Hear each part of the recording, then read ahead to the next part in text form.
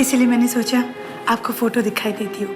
आप बात करके देख लीजिए, अगर सब कुछ ठीक लगे तो हम लोग रिश्ते की भी बात भी कर सकते हैं। हाँ शायना, ऐसी बात नहीं है कि मेरी नताशा की किस्मत में सुख नहीं लिखा है।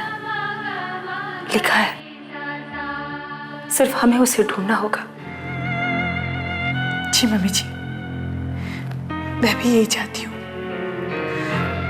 नताशा को एक बहुत अच्छा पति मिले जो सिर्फ उससे प्यार करे, उससे किसी और मतलब के लिए शादी ना करे। मैं चलती हूँ।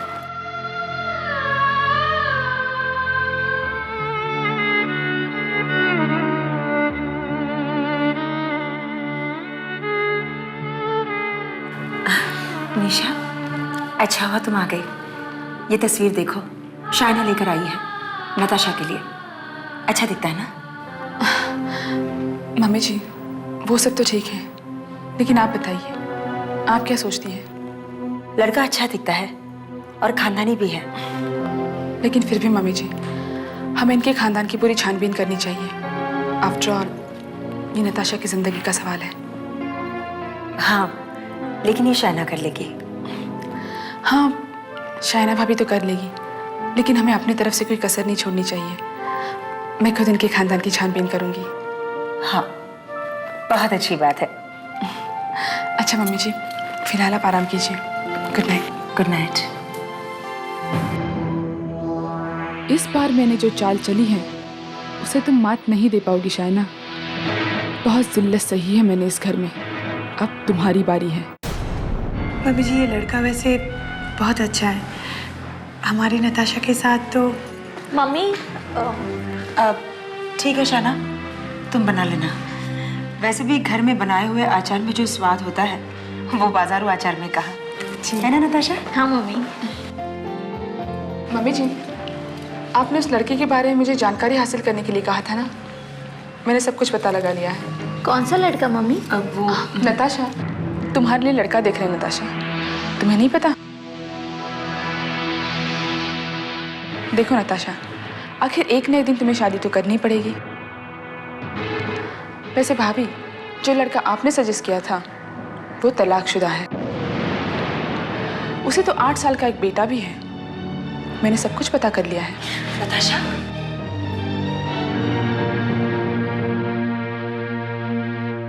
ये तुम क्या कह रही हो निशा? ये लड़का तो मुझे 25 साल से ज्यादा नहीं लग रहा। इसे 8 साल का बच्चा कैसे हो सकता है? नहीं मम्मी जी, ये लड़का 25 साल का नहीं 31 साल का है। अच्छा, तो फिर या तो मेरी आंखों को धोखा हो रहा है या फिर तुम्हारी आंखों को। क्या ये वही लड़का है? ये लड़का बहुत ही अच्छा है। शायना ये रिश्ता लेकर आई थी, लेकिन जब शायना को पता चला कि ये लड़का पहले किसी और लड़की से प्यार करता है, हमने बात को आगे नहीं बढ़ाई। इसलिए हम इसका जिक्र नताशा के सामने नहीं कर रहे थे, मगर तुम जोश में आकर सब कुछ कह गई। क्या तुम्हें यह भी याद नहीं कि नताशा की हालत कैसी है? जहां पहले ही चोट लगी हो, वहां हल्की सी खरोंच लगते ही खून फिर से रिसने लगता है। शायना, तुम जाके नताशा को समझाओ। जी। और निशा, तुम ये जानकारी कहां से लेकर आ रही हो? तलाकशुदा, बच्चे का बाप। वैसे तुम किस लड़की की बात कर रही थी? हाँ?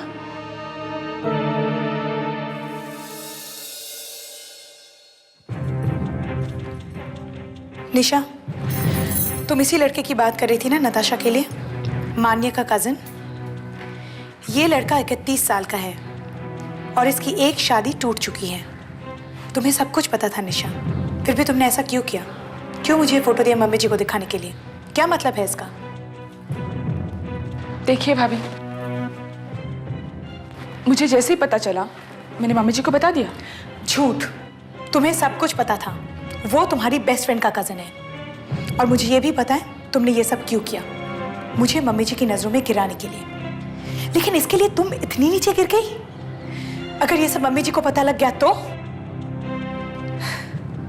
घबराओ मत, मैं उनसे कुछ नहीं कहूंगी, लेकिन मेरी खामोशी को मेरी कमजोरी मत समझना। मैं चुप इसलिए हूं क्योंकि मुझ में बर्दाश्त करने की ताकत है। और अगर तुमने नताशा की जिंदगी के साथ खिलवाड़ करने की कोशिश की तब मैं चुप नहीं रहूंगी निशा। अगर मेरे साथ खेल खेलना है तो किसी मासूम का सहारा मत लो, खुद सामने आओ।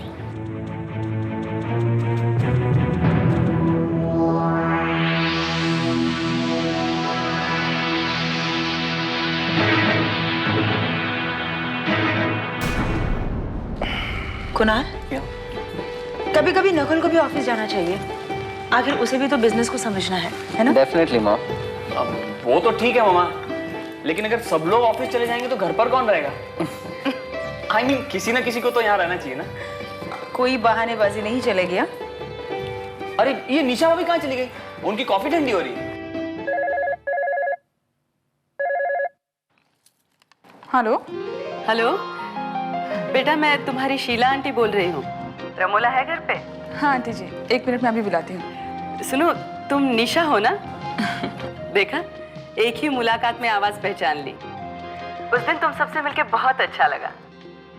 डॉक्टर साहब भी कह रहे थे कि रमोला की बहू बहुत अच्छी है। उस दिन तुमसे तो मिल पाए, लेकिन शायना से नहीं मिल पाए। बेटा जरा रमोला को बुला दोगी? मुझे तुम सबको इनवाइट करना है। आज क्लब में डॉक्टर साहब का लेक्चर है। अच्छा, डॉक्टर खुराना का? हाँ, उसके बाद लंच भी है। तुम सब आना जरूर। हाँ आंटी, हम ज़रूर आएंगे। वैसे मम्मी जी अभी बिजी है, जैसे फ्री हो जाएंगी मैं उनसे कह के आपको फ़ोन करवा दूंगी। कोई बात नहीं, लेकिन जरूर आना। हाँ सब? हाँ आंटी जी, हम आएंगे तो ज़रूर। तो हमें जरूर जाना चाहिए, क्यों कुणाल? नहीं मॉम, मैं नहीं जा सकूंगा, मुझे ऑफिस जाना है। लेकिन आप लोग जरूर जाइए। वैसे डॉक्टर साहब किस टॉपिक पर लेक्चर दे रहे हैं? कॉस्मेटिक सर्जरी पर। इंटरेस्टिंग है ना भाभी? हाँ। फिर तो आप ज़रूर चलेंगी। नहीं निशा, मैं नहीं जा सकूंगी। मुझे नताशा से मिलने जाना है क्रैश में। आज हम लोग प्ले हाउस बनाएंगे। लेकिन तुम तो वहाँ लेक्चर के बाद भी जा सकती हो बेटा। हाँ मम्मी जी, लेकिन मैं बच्चों को भी प्रॉमिस कर चुकी हूँ। सब वेट कर रहे होंगे ना? हाँ भाभी, फिर तो आपको ज़रूर जाना चाहिए, वरना बच्चों का दिल टूट जाएगा। वैसे भाभी, अब बाद में भी तो हमें ज्वाइन कर सकती हैं, क्योंकि लेक्चर के बाद लंच भी तो है। हाँ, ये भी ठीक रहेगा।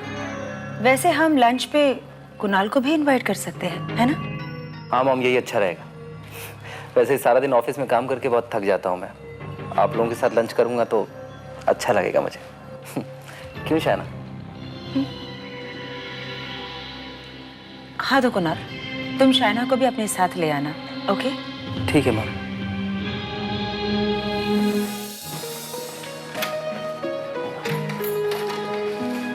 आइए भाभी, आइए भाई जी। मॉम, लेक्चर कैसे? वाकई कुणाल, साइंस ने बहुत तरक्की कर ली है। मन चाहे नाक नक्शे कॉस्मेटिक सर्जरी से बनवा सकते हैं। बस अब लोगों की यही फरमाइश रहेगी, मेरी नाक अक्षय कुमार जैसी कर दो और आंखें ऋतिक रोशन जैसी।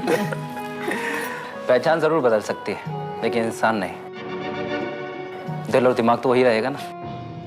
जरूरी नहीं कुणाल, दिल दिमाग भी बदल जाते हैं। शायना और सुनैना में बाहर का ही नहीं, अंदर का भी फर्क है। शायना भाभी, आप यहाँ बैठ जाइए। भाई जी, आप वहाँ बैठ जाइए। Hello hello aunty. Nisha. Shayna कैसी हो? और ये है कुणाल, है ना? कुणाल ग्लासेस कब से पहनने लगे?